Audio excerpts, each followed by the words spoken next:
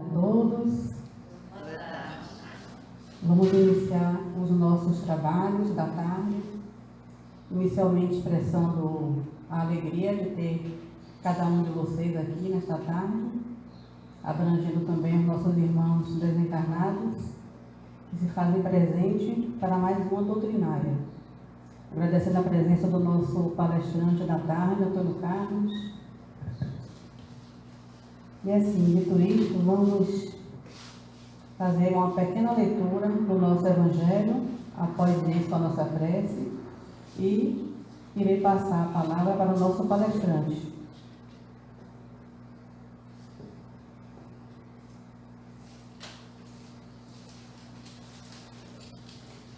Capítulo 16. Não se pode servir a Deus e a Mamon.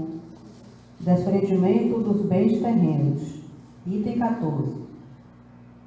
Venham, meus irmãos, meus amigos, trazer-vos o meu óbolo, a fim de vos ajudar a avançar, desassombradamente, pela senda do aperfeiçoamento em que entrastes. Nós nos devemos uns aos outros, somente pela união sincera e fraternal entre os espíritos e os encarnados, será possível a regeneração. O amor aos bens terrenos constitui um dos mais fortes óbices ao vosso adiantamento moral e espiritual. Pelo apego à posse de tais bens, destruís as vossas faculdades de amar, com as aplicardes todas as coisas materiais. Sede sinceros. Proporciona a riqueza uma felicidade sem mescla? Quando tendes cheios os cofres, não há sempre um vazio no vosso coração? No fundo dessa cesta de flores, não há sempre oculto um réptil? Compreendo a satisfação, bem justa, aliás, que experimenta o homem que, por meio de trabalho honrado e assíduo, ganhou uma fortuna. Mas, dessa satisfação muito natural e que Deus aprova, há um apego que absorve todos os outros sentimentos e paralisa os impulsos do coração. Vai grande distância, tão grande quanto a que separa da prodigalidade exagerada a sorte da avareza, dos vícios entre os quais colocou Deus a caridade, santa e salutar virtude, que ensina o rico a dar-se à ostentação, para que o pobre receba sem baixeza. Após essa leitura, vamos, cada um de nós, elevar os nossos pensamentos e sentimentos, rogando a Deus a bênção e a permissão de iniciarmos a nossa doutrinária, rogando que o Mestre Jesus possa derramar sobre esse salão doutrinário o vosso doce olhar, envolvendo os nossos corações de encarnados e desencarnados, nos amparando, nos assistindo e nos estimulando, para que possamos, através desta tarde, onde teremos o nosso irmão Antônio Carlos, que trará o seu tema, que possamos, Senhor, ser gratos, mantendo-nos vigilantes, mantendo-nos atentos, evitando as distrações, para que possamos absorver toda a palavra que o nosso irmão estudou, e que possamos absorver todos os abraços que aqui já começamos a receber da equipe espiritual. Seja conosco sempre, Mestre Jesus, hoje e sempre.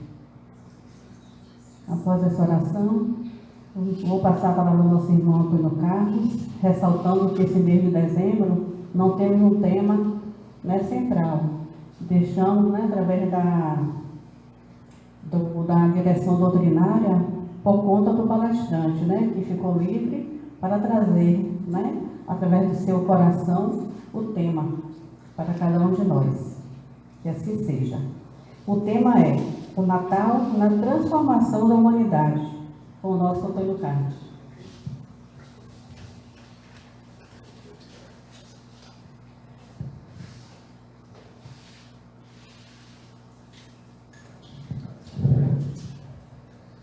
Pessoal, boa tarde. Que as bênçãos de Deus e que o amor do Cristo estejam sempre a nos envolver. É com muito prazer que estamos aqui nesta casa para mais esse ciclo de palestras nesse período, né? Período que taxam como período natalino. E eu gostaria sempre de provocar em todos a reflexão sobre esse período de tempo natalino. Se for em relação a uma observação de uma data de aniversário, eu até entendo. Mas quando nós procuramos absorver as razões do Natal em nossas vidas, nós vamos ter a certeza de que ela ultrapassa a simples marca de uma data. Eu estou dizendo isso exatamente porque nós só lembramos do Natal no mês de dezembro. E será que Natal, nas características que nós aqui estamos buscando, só deve ser visto no mês de dezembro? O Natal que nós estamos procurando é exatamente não o Natal de uma data natalícia, lá de um aniversário, que todos nós comemoramos, mas de uma data que marca com muita profundidade um outro momento da criatura humana. E por isso, eu digo, em vez de nós estarmos aqui esperando o Natal chegar, porque esta coisa de esperar o Natal é teológico, viu? Porque dentro da teologia, né, de determinadas crenças, se estabelece o primeiro domingo de dezembro como o marco inicial do Advento. E o que é o Advento dentro dessa teologia de crença? A espera do Natal. E o que é o Natal? É o Advento da chegada de Jesus, que nos faz lembrar a necessidade de reflexões sobre a morte. Minha gente, o que o Cristo nos traz é algo muito mais importante do que reflexões sobre a morte. O Cristo não nos prepara para morrer. O Cristo nos prepara para sobrevivermos à morte. E o que é sobrevivermos à morte? É termos a consciência do que precisamos fazer agora, porque se ela chegar, como estaremos? Então, nós nos prepararmos para morrer, nós precisamos nos preparar para a vida. E quando nós nos preparamos para a vida, a morte vai ser uma consequência natural, comum a todo ser vivo. E nós não estaríamos aí experimentando tantos desencontros. Então, este momento que nós ouvimos aí falar de período natalino, é mais um sentido explorador de crenças e de conveniências comerciais do que a busca real da verdadeira mensagem, que é a vida do Cristo. O que nós precisamos é celebrar o Advento. E o Advento deve ser celebrado todos os dias e não uma data só. O Advento significa a chegada. O Advento é a vinda. O Advento não é um momento único. E aí nós vamos então observar que isso é tão procedente quando o próprio Cristo inicia o seu contexto de caminhada, né? Instala a sua doutrina, o que é que ele faz? Na sua primeira manifestação, eu vos trago a boa nova do reino de Deus. E aí acrescenta, o meu reino não é deste mundo. E nos fala de que é necessário renascer de novo para ver o reino de Deus. E que a casa do Pai há várias moradas. E vai muito mais adiante quando nos garante: bem-aventurados aflitos, porque serão consolados. É dentro desta situação que nós precisamos buscar compreender esses momentos e colocarmos em prática. É dentro desta hermenêutica de fatos que nós iremos realmente transformar a humanidade, ou sermos transformados. Porque quando nós aqui falamos, olha, o Natal da transformação da humanidade, né? Esse lindo presépio, isso aqui nos traz várias expressões, várias manifestações, vários significados. E as pessoas estão passando, fui ao Campo Grande, está tão iluminado, eu vi, o presépio está bonitinho.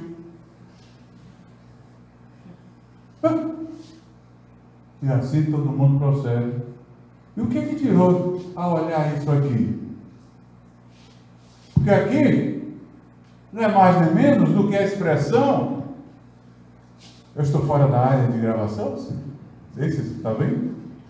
Então, isso aqui não é mais nem menos, pessoal, do que a expressão daquilo que o artista, né, concebeu.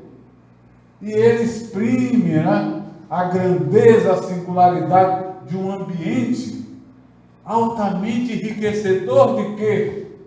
De força e de expressão espiritual.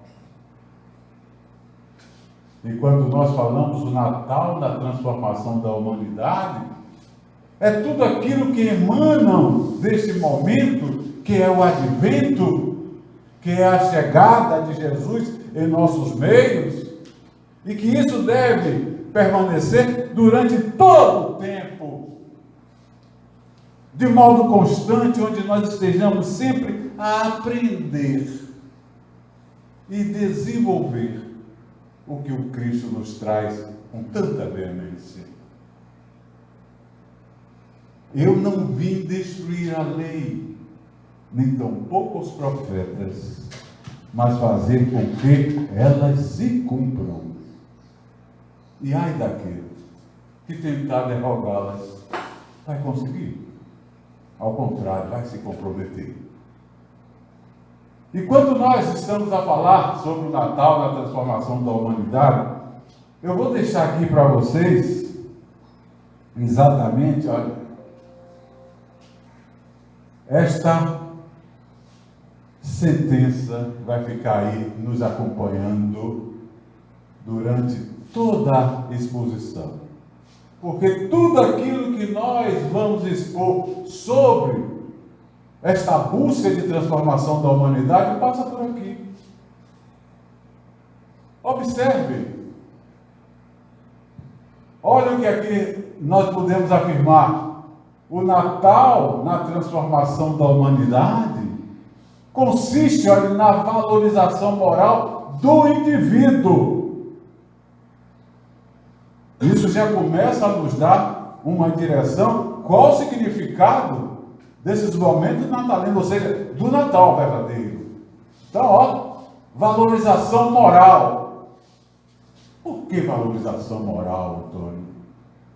As duas alavancas mestras que regem a criatura humana, elas precisam estar equilibradas.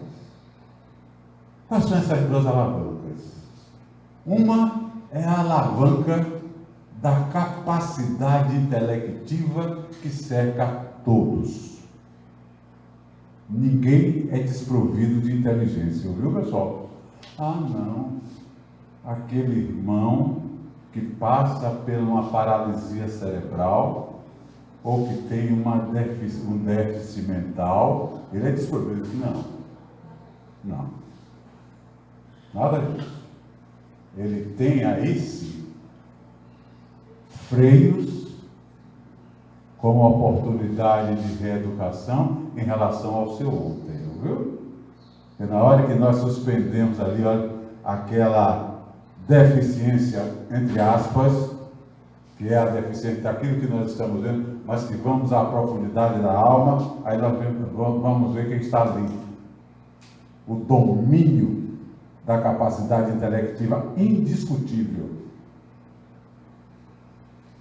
Já tivemos exemplos assim fantásticos com portadores de síndrome de Down. Deixa quieto. Então não tem nada, ninguém está desprovido dessa capacidade intelectiva. E a outra alavanca, modo mental, sabe qual é?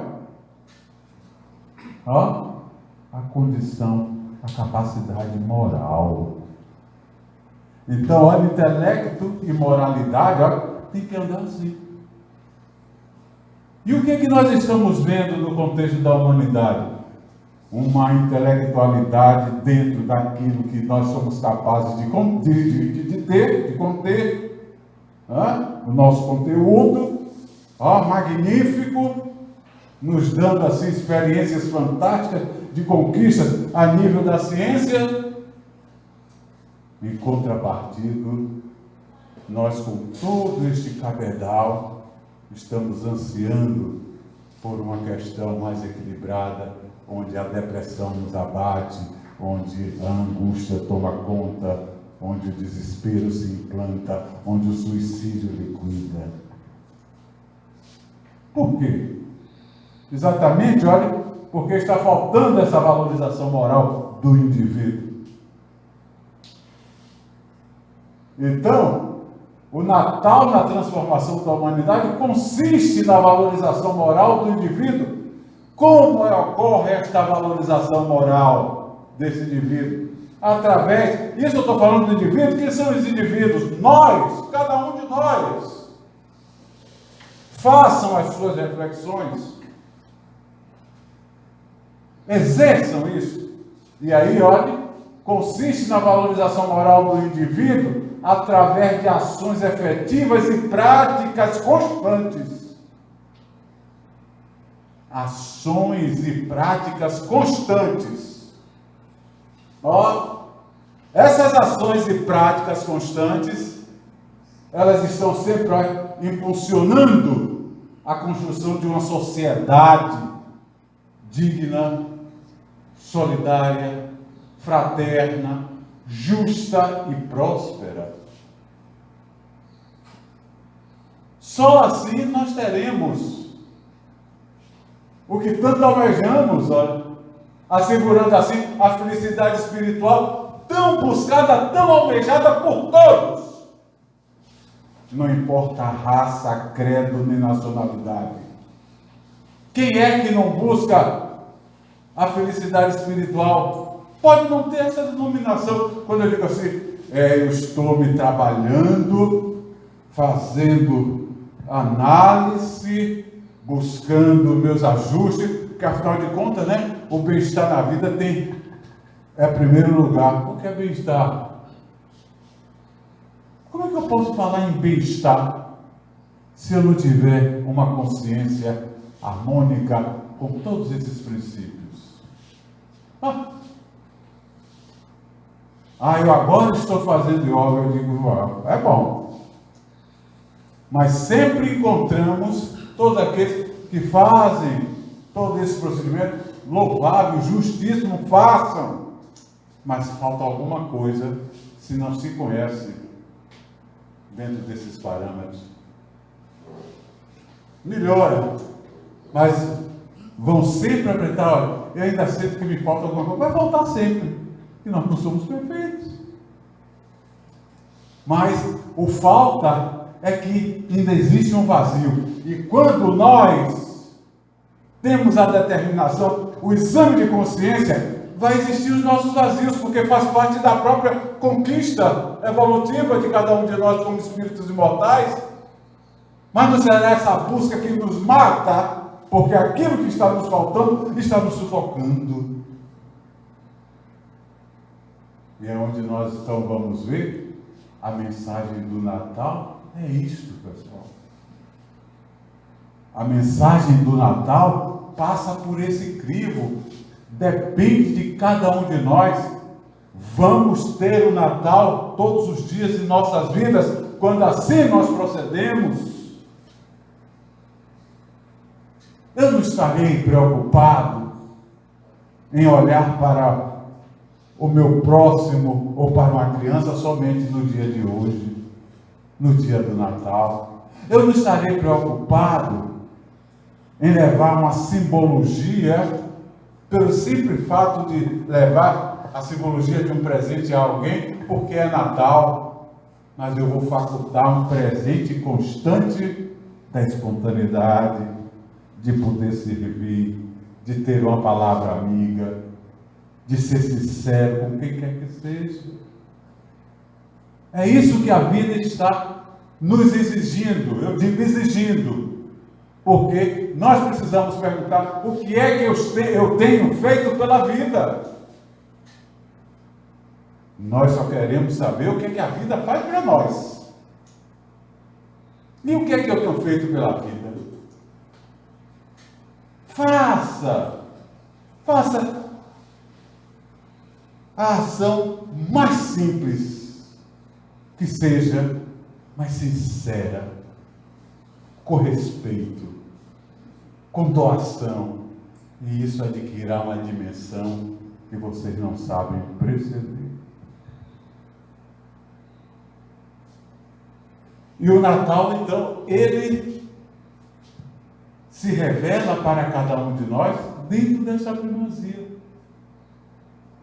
E tudo isso nasce em cada um de nós, com muita força, principalmente, quando nós temos a oportunidade de ter a orientação, como temos, de uma doutrina tão fantástica que eu falo, nessa coisa mirabolante, não, fantástica pelo que ela nos oferece, que é a doutrina espírita, de poder nos mostrar com fundamentos, com razões, a condição de entender a mensagem do Cristo em nossas vidas. E aí, quando nós observamos, o grande trabalho de Allan Kardec, no seu labor incansável de organizar aquilo que chegava do mundo espiritual, ou seja, os ensinos vindos das vozes do além-túmulo, e o mestre leonês dedicado, e lá ele vai estar sempre questionando, e num desses questionamentos, é a questão 625, ele pergunta ao mundo espiritual, olha por que razão o Natal tem essa expressão, e nós precisamos buscar entender isso. E Kardec então formula ao mundo espiritual a seguinte pergunta: qual o tipo mais perfeito que Deus legou ao homem, ofereceu ao homem, para lhe servir de modelo e guia? O mundo espiritual não titubeou, pessoal. Respondeu veementemente: vede Jesus. Vocês sabem o que é isso, o que significa isso? Tem muita gente, o mundo espiritual foi. O mundo espiritual deveria ser somente cristão. Espíritos que foram cristãos, o mundo espiritual, eu estou preocupado, a cadeira não quebrar, Então, As pessoas, os mais radicais, céticos, não devem ter sido espíritos que conheceram o cristianismo, não. Quando nós falamos do mundo espiritual dentro da doutrina espírita, antes de tudo nós precisamos conhecer, para não sermos levianos naquilo que vamos falar. E a doutrina, ela é repleta de enunciados de espíritos dos mais variados matizes, das mais variadas procedências, de espíritos que viveram antes do Cristo, de espíritos que não pertenceram ao cristianismo, de espíritos que viveram somente viveram a questão da arte, da ciência, e eles fazem questão. É óbvio que o espírito está lá parado, não viveu mais outras coisas, viveu, mas aquilo que mais lhe apraz é que ele vai se manifestar. Quantas encarnações nós já tivemos?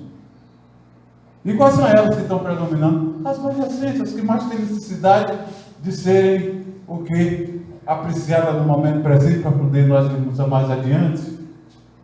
Então nós vamos encontrar espíritos das mais variadas classes, aqueles que não foram cristãos, ateus, budistas, muçulmanos, e todos eles poderiam ter dito assim: vede Krishna, vede Buda, Maomé, mas não foi, vede o Cristo. E isso suscita em nós buscarmos realmente a procedência disso.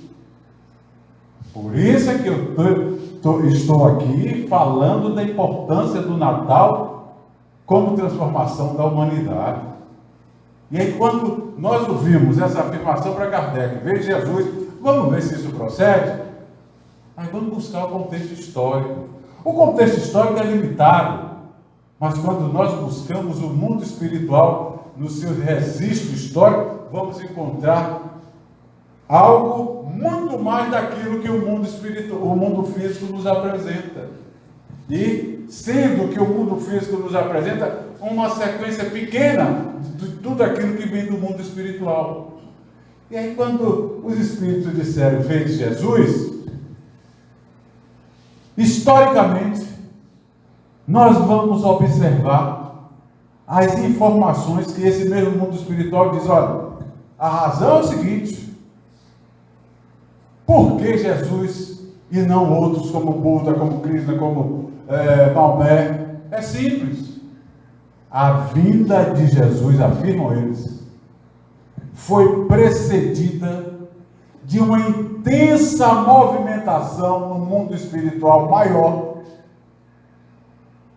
com a finalidade de preparar espíritos reencarnando aqui na Terra antes de Jesus, com uma finalidade, sabe o quê? De nos trazer a religião, conhecimento sobre religião, conhecimento sobre filosofia, conhecimento sobre arte, sobre ciência. Rapaz, e qual a finalidade disso? Proporcionar aos homens o conhecimento daquilo que viria mais tarde, trazida pelo Mestre. Isso deixa uma porção de pessoas, muita gente, olha, em suspense. Então, ocorreu essa intensa movimentação. Isso procede? Aí vamos buscar. Quando começa a ser registrado essas possíveis manifestações de homens na Terra antes de Jesus? Desde que existe a vida humana sobre a Terra. Mas nós vamos considerar alguém a partir dos registros com o surgimento da escrita. 4.000 anos antes da chegada de Jesus na Terra, nós vamos ver sociedade como a sociedade egípcia, hein, pessoal? Falando de religião, politeísta, mas falando. Dentro da ciência, já um contexto agrário que o mundo hoje ainda fica abismado como poderia aquele sistema às margens do Nilo, sob ciência, né? Os cálculos matemáticos para erguer as pirâmides. E aí? Que até hoje, em pleno século XXI, tem muitas dúvidas, a ciência atual tem muitas dúvidas sobre aqueles cálculos. Imaginem, nós vamos ver a China milenar falando de tratamento com terapeutas, com terapias. As artes, dentro da Grécia, né, fervilhando, os momentos helenísticos. Muito bem. Antes de Jesus, né? Isso lá há 1.500 anos, é a vez do mundo conhecer uma manifestação marcante, o êxodo, provocado por Moisés do Egito para a terra prometida. É um momento marcante quando o mundo ouve falar pela primeira vez do Deus único, é com Moisés.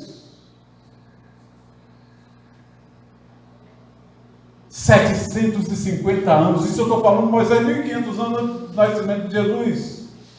750 anos antes do advento do Mestre, é a vez de Isaías, o grande profeta Isaías.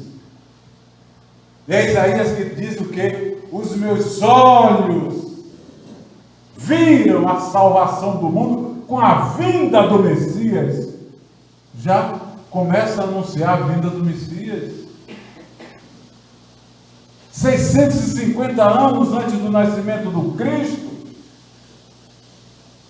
Zoroastro, dentro da Pérsia, já falava de um Deus único e já falava para a necessidade de se buscar na fraternidade o meio de ajudar o seu próximo. Minha gente, observem todos esses que eu estou falando, o que é que tem em comum, hein? 650 anos antes de Jesus, Zoroastro. Nós vamos ver 624 para 560, né? É a vez do mundo experimentar os ensinos magníficos, né, do iluminado Gautama Buda, que se retira para os pés do Himalaia e passa a experimentar, a se despojar da riqueza e a experimentar a simplicidade da pobreza, aquilatando a dor do seu semelhante. É Buda que vai nos falar da alma viajando de uma para outra prisão corpórea. Imagine, já Buda falando de quê? De imortalidade da alma. Zoroastro também. 500 anos dentro da China é Confúcio, o grande filósofo Confúcio, que vai dizer que existiria nele uma grande felicidade se ele pudesse ver o mundo sendo governado com toda a justiça. Por volta dos idos de 400 a 300, dentro da Grécia, nós vamos ver uma leva de pensadores, de filósofos, de homens de ciência, como foi Hipócrates lá. Hipócrates, o pai da medicina, o que é que Hipócrates nos diz? E prevalece até o momento atual: faz do teu alimento o teu remédio. Existe remédio melhor do que uma boa alimentação? está todo mundo aí, ó, bombardeado? Por quê? Ó, os males físicos começam, ó, pela boca. Podem ficar certo. Pela boca. Começa a se desorganizar tudo. E pela boca também sai veneno seríssimo. Já falava Jesus. Nós vamos ver nesse período de Hipócrates, tantos outros, Pitágoras, Aristóteles, Sócrates, Platão, o mundo das ideias, Platão falando aí da vida espiritual. Observe que todos esses indivíduos viveram em épocas diferentes, em locais diferentes, porém tinha algo em comum. Nós observamos que todos eles falavam para a grandeza da alma. Observe. Todos eles falavam em ponto em comum sobre, olha, os valores que precisavam ser cultivados, valores do comportamento, valores das atitudes. Olha a valorização moral como sendo o marco fundamental nas transformações que a criatura humana precisa exercer. E esses indivíduos vão existir em épocas diferentes, em locais diferentes, falando de coisas diferentes, porém com o mesmo objetivo. Que objetivos são esses? Isso nós estamos falando da história escrita pelos homens, que está lá o registro. Mas antes deles, o mundo espiritual já tinha dito, olha, foi feita uma movimentação muito grande no mundo espiritual para trazer para a Terra espíritos que reencarnassem antes de Jesus, a fim de preparar as civilizações que aqui estavam para receber o Mestre. De tudo que esses indivíduos trouxeram, serviram de base para a chegada de Jesus, porque ele iria trazer a síntese de todos esses ensinamentos. Nós vamos aí observar que a chegada do Mestre em nossos meios vai ser exatamente no momento em que a humanidade, tendo o conhecimento vindo desses homens nas mais diversas épocas, adquiriram o autoconhecimento e se perderam na busca da autossuficiência pelo mundo gentil, o mundo da idolatria, né? O mundo da dispersão moral, do fanatismo. A fase da idolatria vai ser marcante exatamente com a chegada, com a instalação do Império Romano. O Império Romano chega, conquista, atinge o seu apogeu. E ao atingir o seu apogeu, nós vamos observar o que? A criatura humana vivendo um sistema onde apresenta as necessidades mais prementes, as necessidades de humanidade que começaram a deixar de ter. Quando o homem se voltou para a volúpia da conquista, de escravidar nações, que chega ao ponto, o Império Romano atinge um patamar tão expressivo que os seus imperadores determinam o quê? A Pax Romana. Vocês sabem o que é a Pax Romana? Já tinham conquistado tanto que dizem agora, ó, para-se as conquistas, diminui as conquistas e vamos fortalecer as fronteiras, ou seja, dar pressão nos conquistados, sugar os conquistados, subestimar os conquistados, escravizar os conquistados.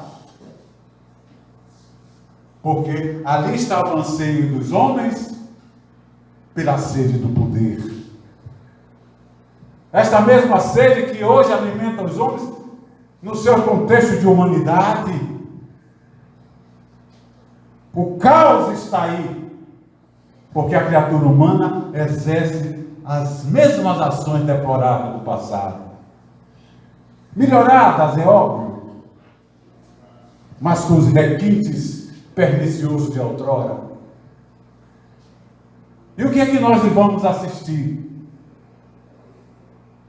Os mais oprimidos, àquela época, gritavam, pediam por socorro, sentiam a necessidade de conhecer algo que viesse lhe trazer a palavra da solidariedade, a palavra do conforto. Precisava conhecer uma palavra nova que era chamada amor. E é exatamente nesta busca que chega ao mundo aquele que vai trazer os subsídios para que a humanidade sofra a sua grande transformação. É exatamente nesse momento de tanta ansiedade, de tanta dor, de tanto desencontro, é que Deus, por sua misericórdia, envia aquele que será exatamente o guia e modelo para a humanidade. E isso começa quando, Antônio? Começa quando a criatura humana experimenta exaustivamente os seus desesperos, de sofrimento, de dor. As primeiras manifestações da vinda, do advento do Mestre, vai ocorrer diante de Zacarias, né? O sacerdote do templo, recebendo a visita do anjo Gabriel. O que é que Gabriel lhe diz? Que ele iria ser pai, que sua mulher Isabel iria dar luz a um filho. E tanto é o período de mudez de Zacarias. Zacarias, durante toda a gestação de Isabel, fica mudo. E Isabel engravida. Vai ocorrer nesse período o casamento de uma jovem de Nazaré, chamada Maria, com um homem chamado José. E o anjo Gabriel aparece a ela, Maria, e ela se assusta e ele diz o que? Não tem mais, mulher. E diz a ela o que? Vós darás luz a um filho, e ele será chamado grandioso diante dos homens, e será ele exaltado Filho de Deus. E Maria fica assim, pasmem, e em seguida ele diz, avisa ela sobre a gravidez de Isabel. Porque ali estava a conexão que Deus estava estabelecendo para que a humanidade pudesse aprender e ter certeza do que estava vindo com o seu Filho amado. E quando Gabriel fala a Maria sobre ela, ambas grávidas, uma já de gestação mais adiantada, e Isabel lhe revela, né, de que o menino em seu ventre pulava, saltitava em vê-la, porque sabia que ela seria a mãe do Messias.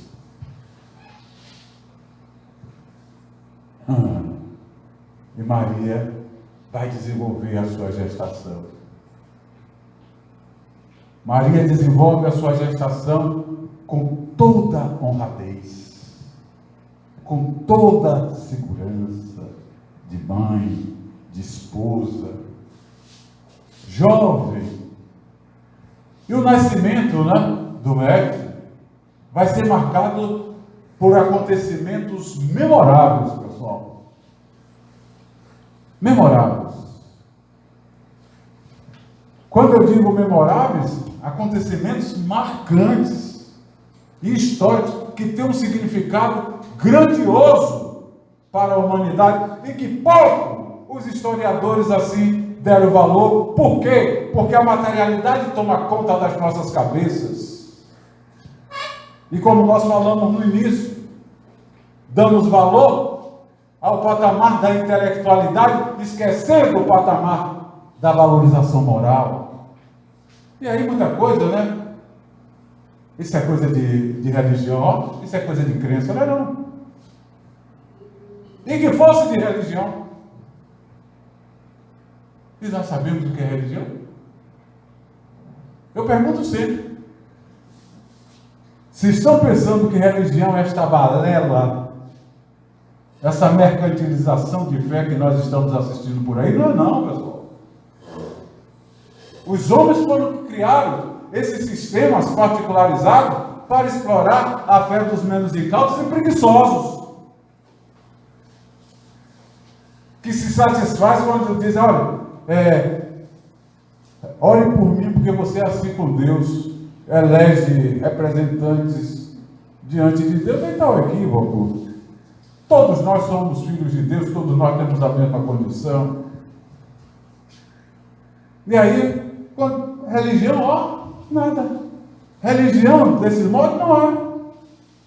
Porque se fosse religião, eu pergunto sempre, qual é a finalidade da ciência? Qual é a finalidade da ciência?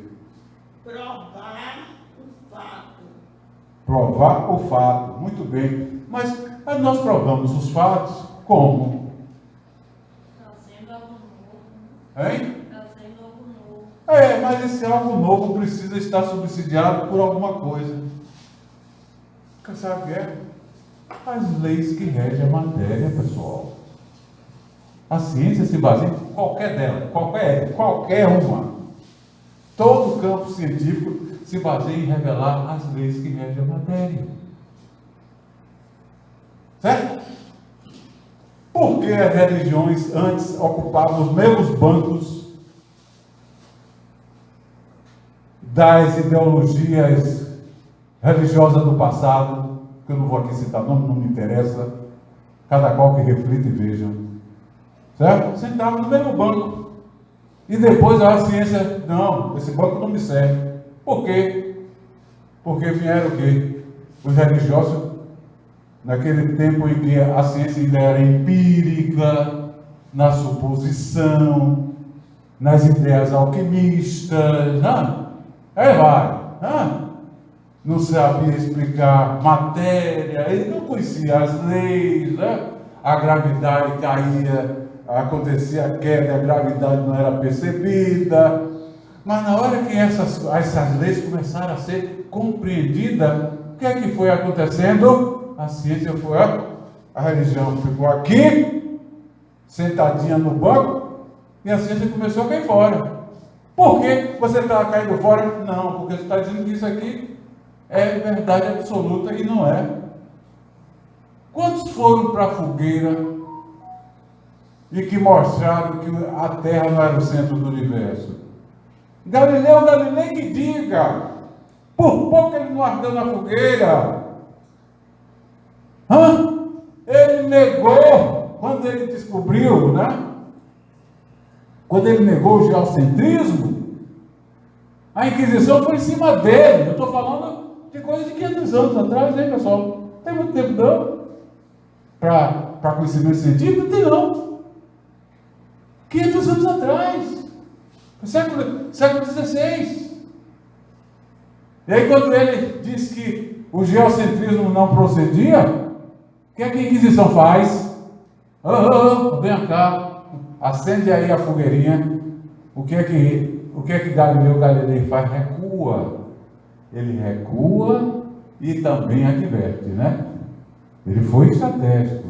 Ele diz para os senhores cardeais: a verdade é filha do tempo e não da autoridade. O que é que ele disse ali? Aguarde que o tempo vai passar e vocês verão se isso procede ou não. E assim foi o quê? Os homens que começaram a fazer ciência começaram a se afastar.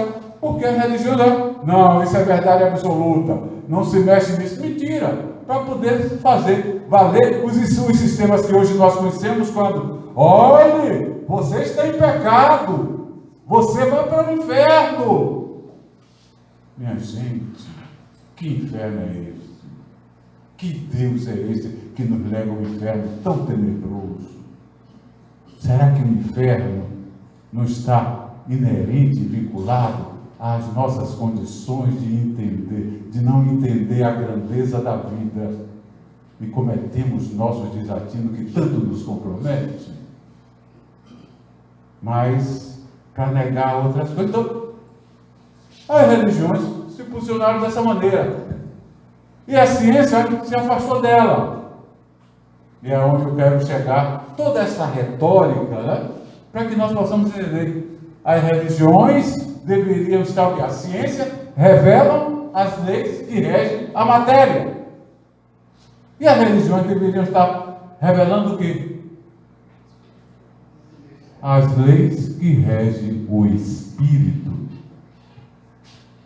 Quando hoje nós estamos aqui falando sobre a grandeza da chegada de Jesus, que proporciona essa transformação da humanidade, nós estamos falando na grandeza espiritual de Jesus e que nos traz esse legado, mostrando de que nós podemos ser grandes também. Basta, olha, avançarmos numa valorização moral. E quando avançamos nessa valorização moral, nós começamos o quê? A conhecer as leis que regem a vida em toda a sua plenitude, como sendo elas materiais ou espirituais.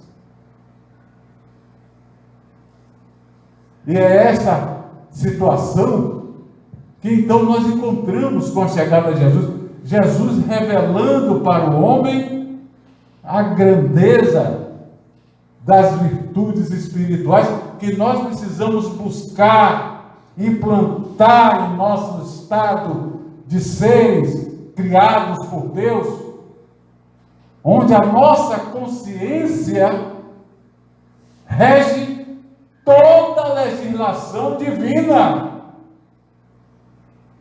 Quando nós perguntamos ao mundo espiritual, onde está a lei de Deus no homem? Eles dizem, na consciência. Então, façamos as nossas reflexões. E o Natal, ele chega exatamente com essa transformação da humanidade, pelo legado que Jesus nos traz.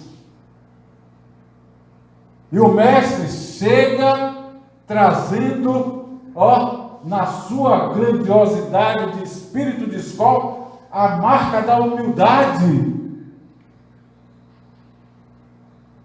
É o primeiro ponto de partida para qualquer um, é calçar as alpargatas da humildade.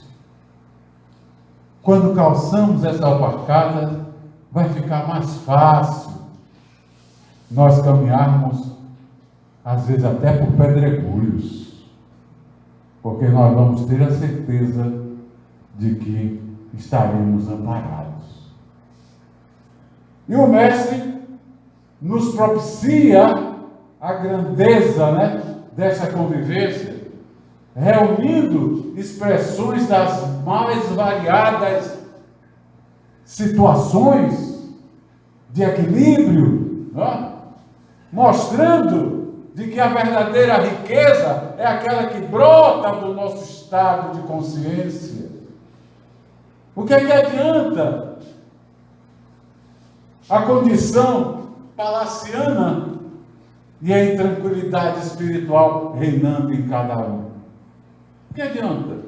Mas vale a simplicidade da manjedoura, a humildade, mas a expressão, a grandeza inusitada de uma forte presença espiritual em cada criatura. E Jesus escolhe então a manjedoura. E ele chega em um momento marcado por grandes eventos. Imaginem vocês, por que Jesus chega na manjedoura? As conexões. Porque José teve que subir até Nazaré para poder fazer o recenseamento, que foi determinado, um dos maiores censos que a história já tinha visto. Determinado, era governador da Síria, Quirino, e Otávio Augusto, né? Otávio Augusto, que era o imperador, e determina esse censo para todo o Império Romano. E José, que estava na Judéia, sobe até Nazaré. E leva com ele a sua esposa, que estava prestes a parir. O termo é parir, viu, pessoal? Esse negócio ele ganhou neném, mas é parir. O termo é esse, parir. E outra, é um termo digno, é um termo real, é um termo natural. E ela estava prestes a parir, e quando é levada, né, com ele não ia deixá-la, preocupado. E quando ela chega lá pelas bandas de Nazaré, de Belém, né, ela entra em trabalho de parto. E estava tudo ocupado. As acomodações, né? Estava tudo ocupado. Porque todo mundo tinha se movimentado para obedecer à determinação do tirano. E que não obedecesse.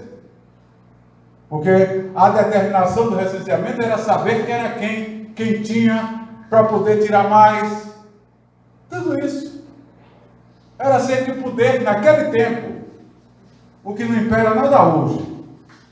Não impera nada hoje. Então o que acontece? Eles chegam, coitados, e não tiveram de se abrigar. O abrigo acolhedor foi a estribaria. E ali é que o mestre disse: está o momento para eu dar exemplo para o mundo. Que não adianta as mãos estar cheias e os corações vazios, mas o coração cheio e mãos vazias para poder exercer a capacidade de poder construir o reino de Deus. E é aqui que o mestre escolhe para se manifestar. Este é um marco, né? O do censo. Outro marco que está lá marcando mesmo a chegada do mestre, foi após o seu nascimento, principalmente com essas três figuras, né? Os três reis magos, Gaspar, Belchior e Baltazar, que passaram pelo reinado de Herodes, porque eram nobres, procurando saber, porque o império inteiro soube que tinha nascido o Salvador dos judeus. E aí criou o quê? O pânico. Salvador dos judeus, aquele que viria, o rei dos judeus, viria o quê? Para eles, para o Império Romano, guerrear, né? Trazer espada.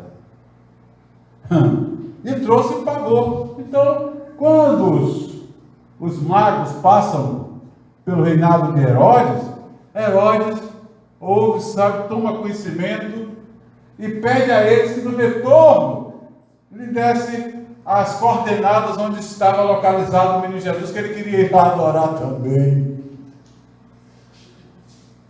Olha o homem nas suas maledicências, no seu estado pernicioso, querendo iludir os magos, a bem da verdade, dizem que todos três eram médiuns videntes fantásticos.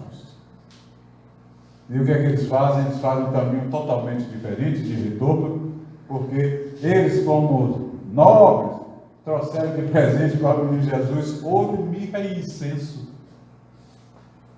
3 presentes grandiosos naquela época. A expressão maior de um presente era esse. E aí eles voltam por outros caminhos, e Herodes não tem o retorno. Aí é que vem a marca da chegada de Jesus, que é o que? Herodes manda matar todas as crianças abaixo de 2 anos. Dizem que foi o maior genocídio que o mundo também já viu. Foi essa matança infame determinadas por Herodes. Outra marca que o menino Jesus experimenta com a sua chegada é ter que sair para o Egito com seus pais, para que não fosse atingido por Herodes. E nós observamos que esta coisa de Jesus chegar em nossos meios, trazendo aí todas as virtudes que ele veio nos ensinar, ainda tem aqueles que dizem assim: mas como é que nós sabemos que ele é realmente o verdadeiro Filho de Deus? É comum a família judia, no seu primogênito, ser apresentado ao templo para sofrer a circuncisão. E Jesus, quando foi levado ao templo, por Maria e José, e que chega às portas do templo, outras mulheres, outras mães, estavam ali com seus filhos. Mas é a esse casal, José, Maria e o menino Jesus, que o velho Simeão, que era do templo, se dirige para eles. E toma o menino Jesus nas mãos, olha para os céus e diz: Senhor, hoje eu posso morrer. Os meus olhos acabam de ver a salvação do mundo. E pega o menino Jesus e entrega a Maria, dizendo a Maria: uma espada transpassará o teu coração. O que é que ali o velho Simeão estava dizendo a Maria? A luta que ela iria enfrentar ao ver os homens não entender a missão grandiosa de transformação humana e levar o seu filho amado ao madeiro infame. E Jesus, aos 7 anos, já dava a expressão para todo mundo do amar ao próximo. Tem uma passagem de Jesus com João, João era mais velho do que ele mesmo. E dizem que no período da Páscoa, os judeus se reuniam para comemorar a Páscoa em Jerusalém, e ali estava todo mundo reunido. Numa dessas, João estava lá com os pais, encontraram com Maria e Jesus, e João e Jesus, meninos, saíram pelas ruas de Jerusalém e se depararam com jovens prostitutas. E as jovens prostitutas se insinuaram para eles, E dizem que, os historiadores dizem que João repreendeu veementemente as mulheres, as jovens. Repreendeu de uma forma que o Cristo tomou a defesa delas. Imaginem vocês. Tomou a defesa delas como?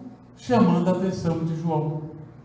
E disse a ele a seguinte expressão: ao se gostar do pecador, não significa dizer que gosta do pecado. João calou-se, e não é à toa que mais tarde João vai dizer-lhe: não sou digno de amarrar as suas alpargatas. Jesus, aos 12 anos, no meio dos doutores, foi também numa Páscoa, quando ele se infiltra no meio dos doutores e dá aula, e Maria, preocupada, não sabia onde encontrar o seu filho, tinha se perdido, e que ela chega no templo e vê aquela beleza. É o momento em que Gamaliel começa a apreciar a riqueza espiritual de Jesus. Gamaliel, que vai ser o mestre de Saulo, e Jesus dá a verdadeira aula. Aos 30 anos, o mestre vai constituir seu corpo de doutrina, né? É quando o mestre reúne os seus discípulos, e aí ele tem a iniciativa realmente de trazer a boa nova do reino de Deus. E essa boa nova do reino de Deus é o Natal de todos os dias em nossas vidas. Essa boa nova do reino de Deus são os seus evangelhos, que devem ser vividos por cada um de nós, não pela exteriorização, mas pela pragmatização daquilo que nós podemos introspectar no nosso dia a dia, melhorando consequentemente as nossas atitudes, levando a quem quer que seja o auxílio digno da solidariedade, mudando o plano vibratório de consciências, equilibrando a cada um de nós na essência que tanto necessitamos. Nessa caminhada tão turbulenta, porque nos falta a apreciação adequada de refletirmos a proposta do Mestre e instalarmos as transformações humanas que tanto necessitamos, com um aprendizado sincero. Precisamos nos afastar mais das situações efêmeras, transitórias, que elas fazem parte da vida, mas elas não são a parte integrante e fundamental para nós vivermos. Elas nos auxiliam, e elas serão bons auxiliares na hora que tivermos a conduta da capacidade espiritual, olhando a grandeza da vida e sabendo empregar esses momentos que a vida material requer para cada um de nós. E assim, nós poderemos ter certeza de que o Natal, na transformação da humanidade, se fará presente.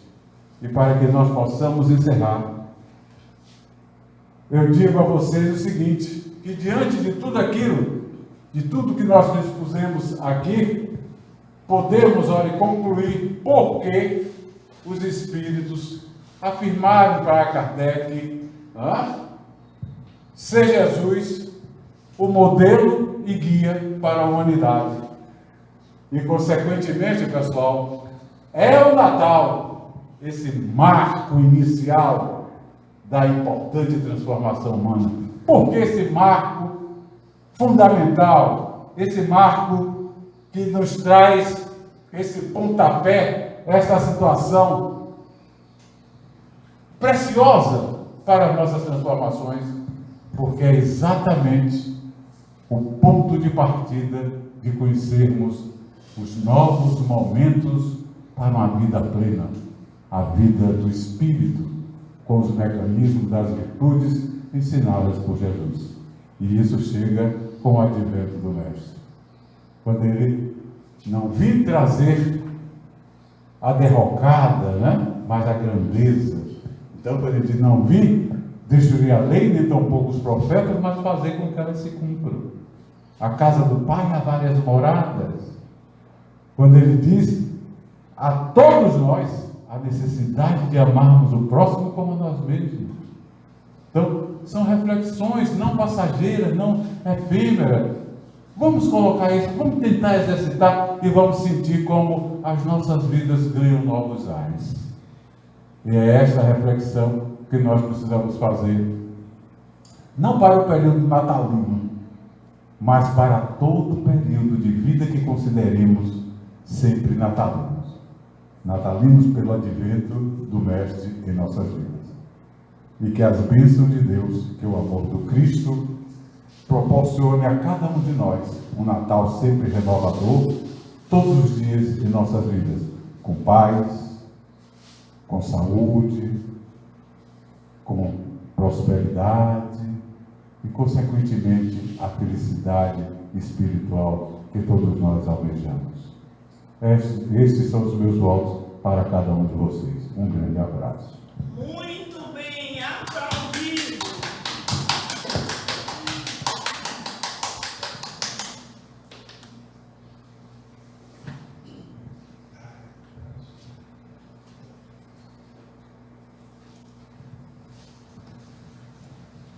Gratidão ao nosso irmão Antônio Carlos,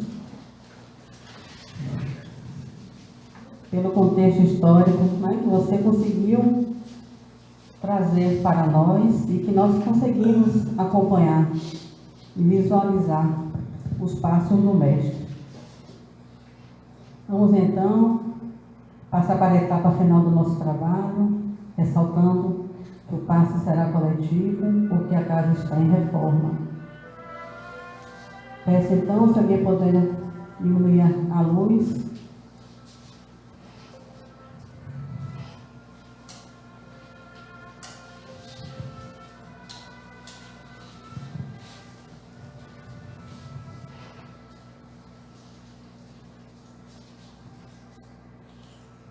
Ainda ouvindo, no recesso de nossa alma, as palavras que foram ditas, expressadas, refletidas pelo nosso irmão Antônio Carlos, e que nos conduziu, mente e coração, nos aproximando do Mestre Jesus. Que possamos assim lembrar do mesmo Rabi, no mar da Galileia, na barca, juntando multidões sedentas de ouvir, de receber o consolo, o conforto maior, de receber ali através do exemplo que ele deixou. E como a doutrina espírita nos diz que é o modelo e guia da humanidade, que possamos visualizar o nosso Mestre na barca, acalmando o nosso íntimo, as nossas aflições, os desafios que enfrentamos, e no seu magnetismo, enlaçando a todos, que possamos aqui neste grande salão juntar em feixes de luzes, para que esse benefício possa ser estendido, saindo desse salão, a envolver os nossos irmãos encarnados, onde quer que estejam, em especial os que estão em sofrimento, Senhor, os que estão passando por enfermidades, por tratamentos invasivos, mas todos nós aqui juntos, potencializando tudo que recebemos, possamos assim fortalecer essa luz e envolver todos esses irmãos, onde quer que eles estejam, a envolver também os nossos irmãos desencarnados, que também passam por suas aflições e que estão aqui nesse grande salão também, alegres, contentes, pela palavra, por tudo que eles ouviram e sentiram, principalmente. Só temos a agradecer a equipe espiritual desta casa, que preparou todo esse banquete para receber a cada um de nós, e que muito felizes estão de aqui estarmos, e que pouco a pouco foi abraçando a cada um de nós, a nos fortalecer, a colaborar com o nosso equilíbrio, trazendo um pouco mais de saúde física, mental, emocional e espiritual, fortalecendo o nosso ânimo, principalmente. Se conosco, Mestre Jesus, hoje e sempre, que assim seja.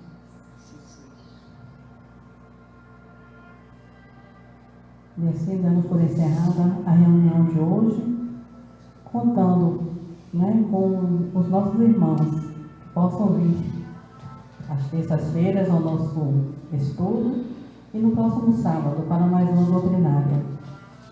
Muita paz.